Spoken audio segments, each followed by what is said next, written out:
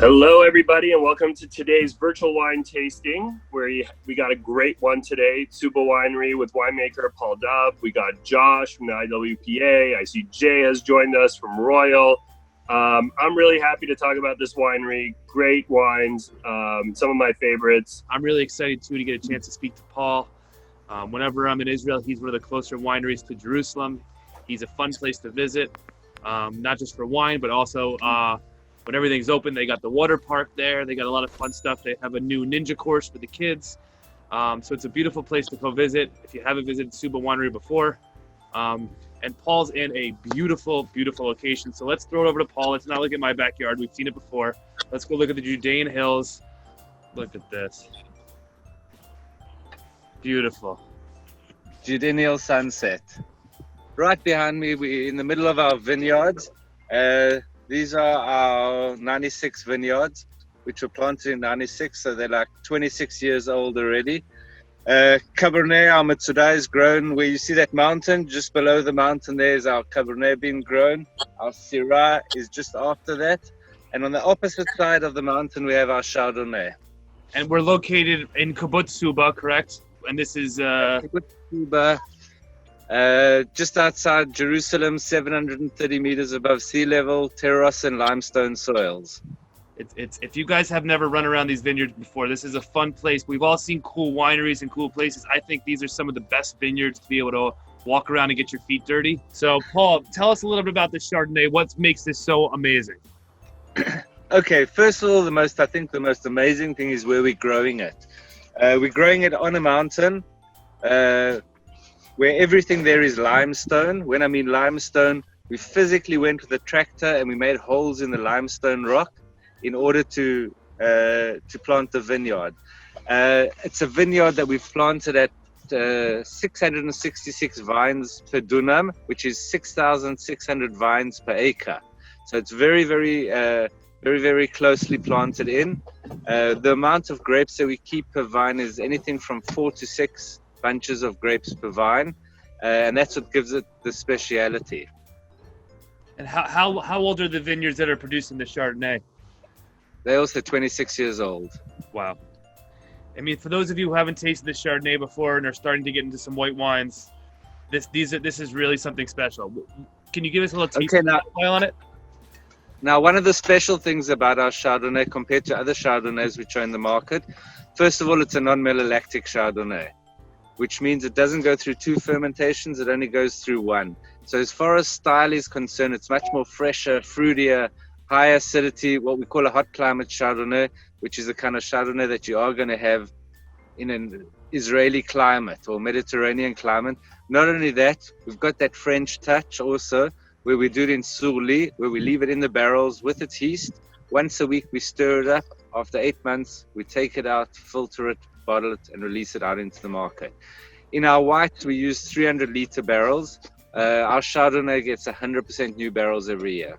I always, whenever I do these things, I like to look at what makes this specific winery unique and different and special and great from all other wineries, kind of like the Passover question.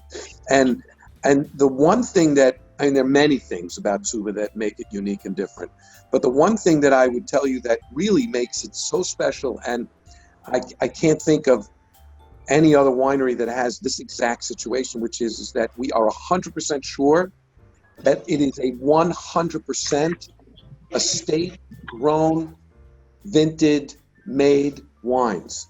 So they do not get anything from the Galilee. They do not get anything even from the Judean Hills that is not actually grown on their vineyards, which not only they own, many other wineries own vineyards that they only take from their own vineyards in Israel, but they are all surrounding within, spitting distance, so to speak, not quite spitting, but, within less than a kilometer or two, or a couple of kilometers from the winery itself. This is a unique situation, I think, to Tzuba than any other winery in Israel.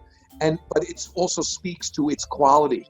You can't have the kind of control and the quality that you have unless you have that kind of situation. So, and they do it at a value. It's not cheap wine, but they do it at a value that is amazing for this kind of quality. So another thing, our Chardonnay was voted the 3rd top Chardonnay in Israel and the most value for money Chardonnay in Israel. The same as our Matsuda also. And don't say that too loud to Paul there, because I'm afraid he's going to raise the prices. So, before he does out there, guys, grab this stuff. this is why we signed up today, Paul, to see your beautiful vineyards. As we're watching this, can you tell us a little bit about this vintage that the sun is setting upon right now?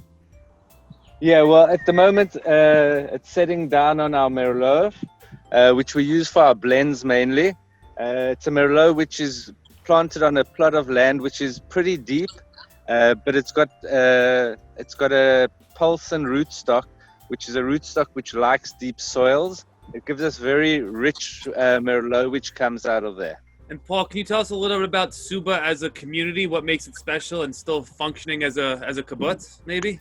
I find that yeah, well, Tzuba today is still a communal kibbutz. Everything's divided up equally. Everyone works wherever they want to work today. You don't have to work where they tell you to work. And everything gets put in together, and at the end of the day, it gets divided up amongst us, including our housing, including education for our kids. Our kids are fully educated. School holidays have just started. We've got informal education on the kibbutz where the children are taken care from 7:30 in the morning till 4 o'clock every day. I think every mother's dream during school holidays. We don't have to look for grandma, grandpa to look after them. They're taken care of. We have full medical aid here. And we've got no worries. We've got time to work and spend time in the vineyards. And they feed you too? They also, you also have... We've got a dining room where you can have 3 meals a day, but it's optional. You want to eat there, you pay it, subsidize it. It's not, doesn't really cost much, or you can eat at home. It's up to you. We'll go into the Cabernet. Great. We have the 2017 in front of us, just to remind you. Yeah. I've also. Great. 2017. Okay, one of the special things about our Cabernet, first of all, our Cabernet is 100% varietal. We do not add anything into it. As you know, legally, we could put 85% Cabernet, 15% of whatever we want.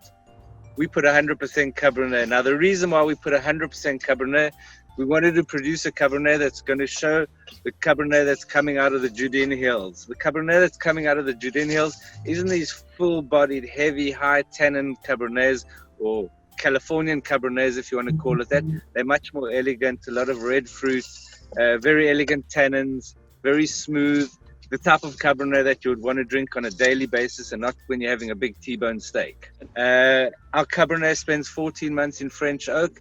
It gets 40% new barrels and 60% second use. When I talk to a lot of wineries that are located in the Judean Hills, they really focus on the fact that they're proud to be from the Judean Hills, and they feel that really what distinguishes them from other wineries. Why is that so much true? First of all, I'd say the top 6 or 7 wines that are coming out of Israel are from the Judean Hills. If we look back at the history of the Judean Hills, First Temple, biblical times, exactly where we are standing today, right now, they used to grow vineyards. We've got 17 ancient wine presses just around Tzuba. So as far as the wine area is concerned, we've basically revived the whole wine area of the Judean Hills. We used to supply Jerusalem and Rome. Back to the Cabernet for a second, Paul. It's grilling season and barbecue season. I'm sure you got a wonderful grill. You got a big family to feed because they're running around all day. How are you drinking this Cabernet this summer? What are you using it for? How are you pairing it? Lamb chops. It goes great with lamb chops. David, I see your mouth watering. Yeah, I like lamb chops. Okay, so what we usually do is we buy a full rack of lamb chops, and we don't cut them all the way through, and we put the full rack on the barbecue. And then when we serve it, we chop it up. And as you're doing all this, the bottle of Chardonnay is usually being consumed, right? It's finished already by the time the barbecue's left. Right. We're ready on the second bottle of Chardonnay. Okay. And that gets us to the cab. Well, usually the Chardonnay we have with the starter, sushi, which goes really well with it. The Chardonnay goes well with veal. It doesn't have to go with fish. The Chardonnay can also go with lamb chops because it does have that oaky flavor, those slight tannins, which can go with the meat. It doesn't have to go with fish or with a cream sauce. And so another question that popped into my head, you were mentioning the limestone soil before. You were talking about digging in, and you were using the tractors to dig up the roots. How intense was that, and how far down did you have to go? We go quite, when I talk about going down, we go about 1.5 meters down. Okay, so that's the sun going down.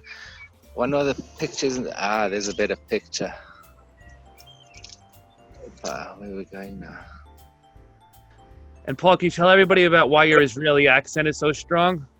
Because I speak Hebrew and not English. Well, when I made Aliyah to Israel, I made Aliyah in 96. And From where? Came from South Africa, Cape Town. I went to the Sukhnut to make Aliyah. And they said to me that you've got two options. You can either go to Tzuba or you can go to Torah.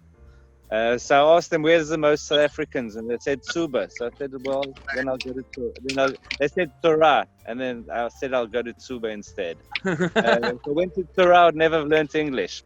And how many wineries in your greater area have grapes located around where you are? There are a few wineries which have started planting, but not many. Castell's planted some vineyards around us. Barkan's planted a few vineyards around us. Barkan's actually planted quite a lot. They've got about 30 hectares of vineyards on the opposite mountain from us. Have you seen anybody planting any new interesting stuff, or what are you seeing? Well, at the moment they're planting a lot of Malbec and Grenache. I don't know why Grenache, but people are planting Grenache. But Malbec is the next variety that's going to be coming out of the Judean Hills. You're seeing that growing well. Why is that growing well there? First of all, we got the correct clones where we never had them before. And now we've seen the potential of the Malbec that's coming out of our area. This year I've got a plot of Malbec which we're going to be bringing out, a limited edition Malbec. Wow. David, what's the next wine we're going to be tasting? So we got the Mitsuda and we got the Terrassa. But I know that we spoke about the cab already. I just want to say that by far, that for value for money cab, anything, in the under $25 price point. So let's say between 20 and 25, by far the best cab. When I have friends who ask me for recommendations for a red wine in that price point, that's the first wine that comes to mind. It is a wine that is suitable for drinking now, but it has potential to age. It's got a good body, good balance, good flavor. I can't recommend it enough. So next time you're looking for a red wine or any wine in that price range, definitely add the Tzuba Cabernet to your cart. You will not be disappointed. And now on to the next wine. The Mitsuda, I guess, is the natural next choice. Paul, you want to talk about it? Okay. Mitsuda, that's basically our flagship wine. The reason why we called it Mitsuda is that mountain behind me that you can see. Wait, we've been cut off. Can you hear me? Yeah, we can hear you. Yep. I've just been cut off somehow. My pictures. Wait, here we go. Okay, so that mountain right behind us is called Mitsuda. And the vineyard that the Mitsuda comes from is right below there. We've got a whole lot of small terraces with 2 to 3 rows. And that's where the Mitsuda comes from. So that's why we call it Mitsuda. What does Mitsuda mean? Mitsuda means a castle.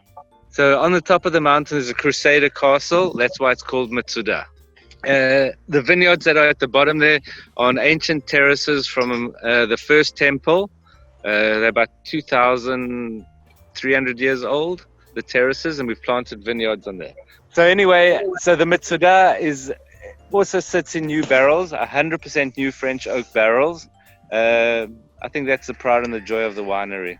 It's a beautiful bottle. For those of you who haven't tried it yet, like you said, the flagship wine is always something fun to taste. And Paul's putting a lot of attention into the correct blend. Is it staying that same blend every year, or are you tweaking it based on grapes? We tweak it with Cabernet Franc, Syrah, and Merlot. Those are the three varieties, and we'll have Malbec now to tweak it with, but it will always be based on Cabernet, at least 80%. Okay. And what would you pair this with? What are you having this with this summer? How are you A using? good T-bone steak. That's it. Simple. Very simple. T-bone steak and nothing else. A glass of good Mitsuda. That works. And I see that box in front of you. Many people might not recognize the new wood packaging. The beautiful packaging. I know Jay is very fond of that packaging as well. Can you tell us a little bit about what's inside of that? And, Okay. So inside of this we have our Terrassa, which is the limited edition. I'd say this is my pride and joy. Basically, the main difference between the Terrassa and the Mitsuda, the Terrassa I work with, the Mitsuda, sorry, I work with a panel of tasters. I've got about 12 tasters today, where what I'll do is I'll make different blends. We'll taste them. They'll give it a score from 1 to 10. The one that gets the highest score is my final blend in my Mitsuda. With the Terrassa, I do whatever I want. that's your blend. My baby. So tell us about this blend and a little more about the blend, maybe on this wine. On the Terrassa, what we do is we grow the vineyard at very, very low yields. When I'm talking about low yields, we have 2 bunches of grapes per vine. That'll be in the Cabernet. In the Syrah, we have about 3 bunches of grapes, and that's the Syrah that goes into it. We do leave it a little bit longer, so it'll have a little bit of jammy flavors, and it won't have too much of that overripe flavor, but it will have a bit of a more fuller bodied. We use great barrels. I'm using Tarrant barrel today for the Terrassa, and I think it's showing nicely. Let me ask a crazy question. So you're saying there's 2 bunches per vine. Let's say you were to not cut anything off and you were to leave it as is. How many bunches would really form on that vine? 14. Wow. Think about that, guys. Wow. Wow. Put it this way, crazy. at an average vine in Israel has between 30 to 35 bunches of grapes. In Tzuba's vineyard, we have anything from 6 to 8 on an average, and then we thin out even more on certain wines. All our wines come from single vineyards. They come from the identical vineyard every single year. So basically, when we are pruning the vineyards in winter, we are already pruning them while thinking what's going to be happening and what's going to happen to them in the future. We're already directing them to those low yields before we even have a bunch of grapes on the vine. And you as the winemaker, how involved are you in every aspect of the vineyard? They don't do anything in my plots without my instructions. You guys hear that? That's a guy that the reason that can happen is because he's also living near the winery and the estate bottled, estate grown, like Jay was mentioning. I think that's really important to understand that it's not just control on one side of it; it's control on both sides, complete. Where do you like? I always ask guys, what do you like more? Do you like being in the vineyard? Or do you like being in the winery laboratory more? Vineyard. I started my career in the vineyard. Most of the vines that I'm making wine from I planted in '96 when I came to Israel. So, seeing the fruit, it's really great. There's certain experiences that I have when I go to Israel and I get to visit wineries, and driving through the vineyard in your car, and that one car with no back seats, no nothing, and just driving through the vineyard and sitting there and bumping like this is there's nothing better than that, by the way. Okay, so now we got something new. We've got these golf cars to go in the vineyard with, because they go through the rows. It's much easier. Awesome. It looks like, guys, I'm telling you, if you get the chance to visit, not the winery, but these vineyards are your son has a fun front yard, backyard. Jay, do you know any other wineries that you've worked with coming out of Israel that have any similar qualities estate-wise? Or can we say safely this is probably the only real one? I would say this is the only one that you can absolutely positively say that about, all the details match, all the details, because there are other wineries that only use their own vineyards, but the vineyards are some of them are far from the wineries.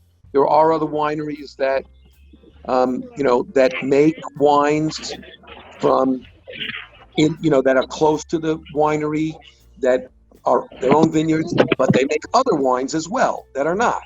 So, but yeah, I would say the other thing, by the way, I didn't want to forget to mention this. The other thing is that with very few exceptions, and Paul helped me with this a little bit, most, and here's an opportunity for education, most New World wines are planted far apart, like 3 feet apart, about a yard apart, correct? Correct. Maybe more. No, they fly 1.5 meters. I don't know what that is. Okay, 1.5 meters is about 5 feet apart. Okay, whereas a French or what we call European style vineyards are planted half that amount. Correct? 50 centimeters. The really good ones are planted 50 centimeters away. Much closer together. They plant 10,000 vines per hectare. So what Paul pointed out was not just that's what he does, but I think Tzuba is one of the only, if not the only, vineyards in the country. There may be a few others, but not many, that plant like the Europeans do, which also gives you a more elegant style, and a very carefully different wines than a lot of the opulent, in-your-face, fruit bomb kind of wines that you get in many other wines, which lots of people like better, frankly, okay? But just another point of differentiation that really makes them special and different. Thanks, Jay. And before maybe we open it up for some questions and talk about Tzuba and see what anyone else has out there, I just want to ask Paul if he has anything new or special on the horizon from Tzuba. Is there any little tricks or anything you want to tell us about what's going on out there, and what's new? We're going to have a rosé this year, Cabernet Franc. Wow. Nice. That's for 2020 or for 2020 or 2019? For 2020. For 2020, Did great. you submit the labels yet? You got to submit the labels. We haven't even done labels. All I know is that we just got the vineyard. It was a vineyard that was sold to another winery on Tzuba, which they took Cabernet Franc. We got half a hectare, which is 5 dunams. So yeah, we'll have, I think we'll have a couple of thousand bottles from it. You know what, Josh? I just want to jump in quickly. The famous joke with the two guys, in Shul. Jay probably knows this joke better than me, and I'll probably butcher it. But like, one guy says to the other guy, they show up Shul Friday night, and they're talking. He's like, "Yeah, listen, I just bought myself a new car, and I'm thinking of selling my used car now, and I'm hoping to sell it soon." So the guy goes, "Nishta Shabbos Geret. How much do you want?" So he says, "You know what? Let me think about it. I'll let you know." The next morning he sees him Shachris, and he says, "So new? How much are you asking?" He says, "Nishta Shabbos Geret. It's already been sold." So before the whole deal is done, all the rosé is already sold. It's all done. All right, Josh, back to you. Thank you. And what a great vintage that rosé was. It was really drinking beautifully. Well said, Josh. Well said. So Paul, we're excited to see that. As you can tell, rosé, we've been on a lot of these calls lately. We've been talking about the whites and the rosés and the growth in the Israeli market, the growth in the kosher market, the growth here in the U.S. So again, I think the Chardonnay, just from a complexity point, might be a really cool thing for people to dive into, from your winery to experience something totally different from the Israeli style. And definitely next year, exciting to taste the rosé. So that being said, maybe we could open it up for some questions and see if anyone has anything. I see Ellen might have a question. She wants to know if everyone on the kibbutz works with the wines, or how many people live on the kibbutz. So there are 260 people living on the kibbutz. I'm the only person who works in the winery. All the other people that work in the winery are Shomrei Shabbat because we are a kosher winery. So it's just me from the kibbutz. What do the other people do? She asked. Oh, the other people? Well, we've got a couple of industries on the kibbutz. We've got a glass factory where we do bulletproof glass. We've got cotton fields. We've got a chocolate factory. We've got a dining room. People work off the kibbutz, high-tech, doctors, dentists, lawyers. They all wherever they choose to work. A lot of teachers, nurses. And I think it's important to point out that when a guy goes off the kibbutz to work in high tech, no matter what his salary is, what happens? Well, you answer the question. What happens to his salary? It all gets put into one big pool, and at the end of the month, we all get budgets, the identical budgets, regardless of what you're earning. And our friend Zohar there gets a nice allowance too that way, right? Because I heard he has a new job, our friend behind us, right? Yeah. What is Zohar doing for work this summer? This summer, Zohar's going to be running my credit card. I thought he was working the bottling line. Oh, well, good luck. No, the bottling we finished last week. That was the last bottling that we just did. We finished all the bottling.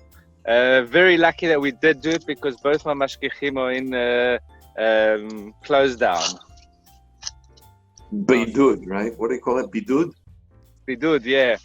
For 14 days.